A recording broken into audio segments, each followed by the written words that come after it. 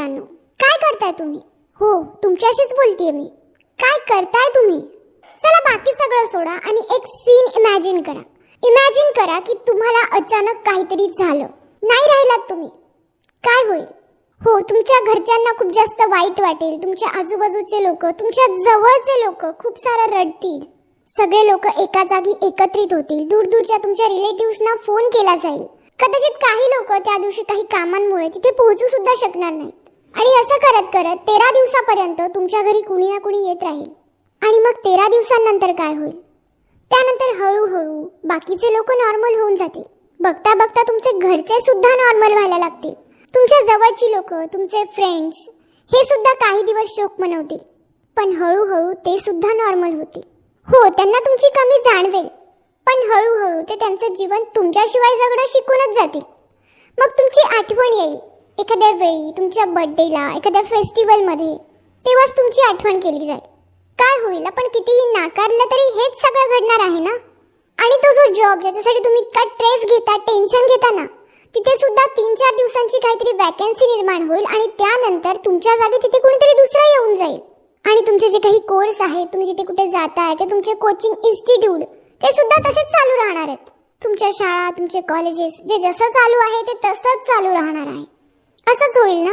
आणि तुम्ही कोणती गोष्ट घेऊन जाल तुमच्यासोबत माहिती आहे? जर मी तेव्हा ते केलं असतं तर किती छान झालं असतं. जर तेव्हा मी तसं केलं नसतं तर किती छान झालं असतं. यार, मी तेव्हा ते करायला हवं होतं. हेच राहून जाईल ना की मी हे करायला हवं होतं, मी ते करायला हवं होतं. मी माझ्या घरच्यांना सांगायला हवं होतं की मला त्यांच्यावर किती प्रेम आहे. मी माझ्या फॅमिलीसोबत टाइम स्पेंड करायला हवं होतं. मला ती माझी एक गोष्ट घ्यायची होती. ती गोष्ट मी घ्यायला पाहिजे होती. मी जितकेही दिवस इथे होती किंवा होतो, मी आनंदात राहायला हवं होतं. मला जे काही करायचं होतं ते सगळं काही करायला हवं होतं. मला खूप फिरायचं होतं, मी फिरायला हवं होतं. म्हणजे हे सगळं काही आपण जे करतोय ते चुकीचं नाहीये, पण या सगळ्यामधून सुद्धा आपल्याला जे आवडतं ना ते आपण करायला हवं होतं असं आपल्याला तेव्हा वाटेल. तुम्हाला वाटेल की एक दिवस इथून जायचंच होतं, तर मला जे काही करायचं होतं ते करून मी जायला हवं होतं. मी उगाच दुसऱ्या गोष्टींमध्ये फसून गेलो. मी खुश राहायला हवं होतं. मी ते सगळं काही करायला हवं होतं जे मला करायचं होतं. म्हणून बघा, हे जे काही जण म्हणतात ना, स्वतःला वेळ द्या, खुश राहा, स्वतःसाठी जगा, या गोष्टी खूप महत्त्वाच्या असतात. हे आपल्याला आता कळत नाही. आता आपण भलत्याच गोष्टींच्या मागे पळत असतो आणि त्या भलत्याच गोष्टींमुळे आपण स्वतःसाठी आयुष्य जगणं विसरून जातो. स्वतः आनंदी राहणं विसरून जातो. सांगा, तुम्ही लास्ट टाइम खुश केव्हा होतात? खूप सारा हसला केव्हा होतात? तुम्ही स्वतःशी गप्पा केव्हा मारल्या होत्या? तुम्ही स्वतःची आवडती गोष्ट केव्हा केली होती? आता मला असं नाही म्हणायचंय की स्वतःसाठी जगा म्हणजे ह्या सगळ्या गोष्टी सोडून द्या, तुमचा जॉब सोडून द्या, तुमच्या फॅमिलीवर प्रेम करू नका, स्वतःवरच प्रेम करा. नाही, उलट तुमच्या फॅमिलीवर जास्त प्रेम करा. तुमचं काम सोडू नका, पण तुमच्या कामामध्ये इतकेही गुंतू नका की तुम्ही स्वतःलाच वेळ नाही देऊ शकणार. आता समजा तुम्हाला हे पक्का माहित झालं की उद्या 2-3 दिवसांनी किंवा येणाऱ्या 1 ते 6 महिन्यामध्ये तुमचा मृत्यू हा अटळ आहे, हा होणारच आहे. तर तुम्ही तुमचं आयुष्य कसं जगाल? तर तुम्ही काय काय कराल? जर कोणी तुम्हाला सांगितलं की एका महिन्यात किंवा 2-3 महिन्यात तुमचा मृत्यू होणार आहे, तर तुम्ही त्याच सगळ्या गोष्टी करत राहाल का ज्या आतापर्यंत करत आला आहात? नाही, तुम्ही वेगळं काहीतरी कराल. तुम्ही ते सगळं काही करायला लागून जाल जे तुम्हाला करायचं होतं, जे तुम्हाला करावंसं वाटतंय. तेव्हा तुम्ही कुणाचाही विचार करणार नाही. आपल्याला काय वाटतं माहितीये का की माझ्याकडे ना खूप सारा वेळ आहे या गोष्टी करण्यासाठी ज्या मला करायच्या आहेत. नाही, असा विचार करू नका. तुम्हाला जे आवडतं ना ते करण्यासाठी रोज वेळ काढा.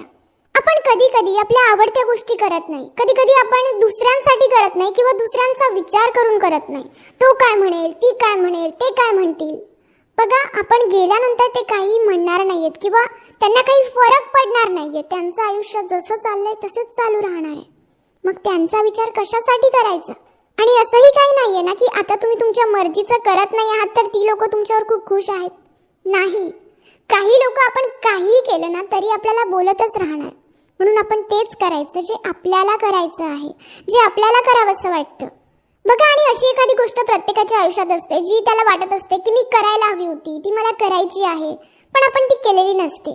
आपली एखादी हॉबी असते, आपलं एखादं स्वप्न असतं जे आपल्याला पूर्ण करायचं असतं, कुठेतरी दूर जायचं असतं, काहीही असेल, ते कुठल्या ना कुठल्या कारणाने आपण पूर्ण केलेलं नसतं किंवा आपण असा विचार करतो की मी ते पुढे पूर्ण करणार आहे. किंवा आपल्या काही हॉबीज असतात, काही गोष्टी आपल्याला रोज कराव्याशा वाटतात तरी आपण करत नाही. तर अशा गोष्टींसाठी वेळ काढा. अशा गोष्टी करा ज्या तुम्हाला आनंद देतील. बघा, तुम्ही जे काही करताय ना ते तसंच करत राहा, ते सोडून देऊ नका. पण त्यासोबतच स्वतःसाठी सुद्धा जगा, स्वतःला सुद्धा वेळ द्या, तुमच्या आवडत्या गोष्टी करा. आणि कधी कधी आपण काही गोष्टी यामुळे करत नाही कारण आपले घरचे ऐकत नाही, आपले पेरेंट्स ऐकत नाही. तर त्यांना सांगा ना, त्यांना समजवा. ते कधी कधी आपल्याच भल्यासाठी ऐकत नाही. त्यांना वाटतं की आपण तसं केलं तर आपण फसून जाऊ. पण त्यांना तुम्ही समजवा. त्यांना हेच हवं असतं की आपलं सगळं चांगलं व्हावं. आणि जरी आता वेळ निघून गेली असेल ना, तरी आता तुमच्या स्वप्नांसाठी वेळ काढा, तुमच्या आवडत्या गोष्टींसाठी वेळ काढा. केव्हा देणार तुम्ही स्वतःला वेळ? केव्हा हिम्मत कराल? स्वतःसाठी केव्हा काहीतरी कराल? नंतर करेल, पुढे करेल असं म्हणत म्हणत ज्यावेळी तुमचा शेवटचा दिवस येऊन जाईल तेव्हा. कारण तो दिवस तर येणारच आहे ना. मला नाही माहित माझा शेवटचा दिवस कधी येणार आहे, तुम्हाला नाही माहित तुमचा कधी येणार आहे, पण येणार तर आहेच. आणि एवढं क्लिअरली माहीत असताना सुद्धा कशासाठी शांत राहायचं? कशासाठी भूतकाळाचे नको ते विचार करायचे?